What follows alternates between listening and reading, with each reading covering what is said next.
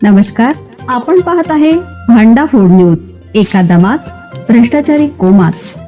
Social media, कर्जबाजारी, गुन्हेगारी, सट्टेबाजी, चोरी, मटका, जुगार, दारू, सावकारशाही, न्यायाच्या प्रतीक्षेत प्रशासन. भांडाफोड न्यूज. एका दमात भ्रष्टाचारी कोमात.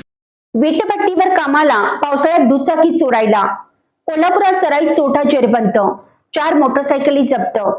कोल्हापूरच्या स्थानिक गुन्हे अन्वेषण शाखेने एका अशा चोरट्याला अटक केली आहे जो दिसायला सामान्य वीटभट्टी कामगार आहे, पण प्रत्यक्षात तो एक अट्टल दुचाकी चोर निघाला.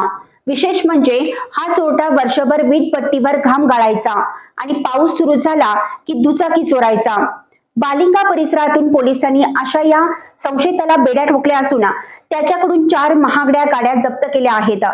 पाहुयात नेमका काय आहे हा प्रकार.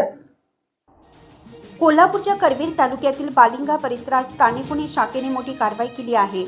गोपीचंद नंदकुमार पाखरे, वय वर्ष 34, असं अटक करण्यात आलेल्या आरोपीचं नाव आहे. गोपीचंद हा मूळचा रोकडी येथील रहिवासी असून सध्या कोपार्डे येथील एका वीटभट्टीवर काम करत होता.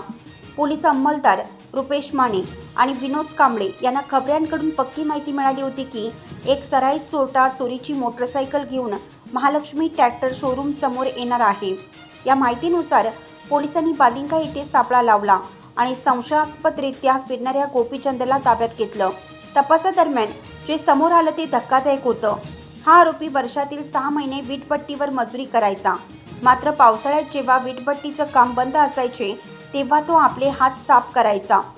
2024 पासून त्याने कराड, शाहूपुरी, जुना राजवाडा आणि गोकुळ शिरगाव अशा विविध भागातून दुचाकी लंपास केल्या होत्या.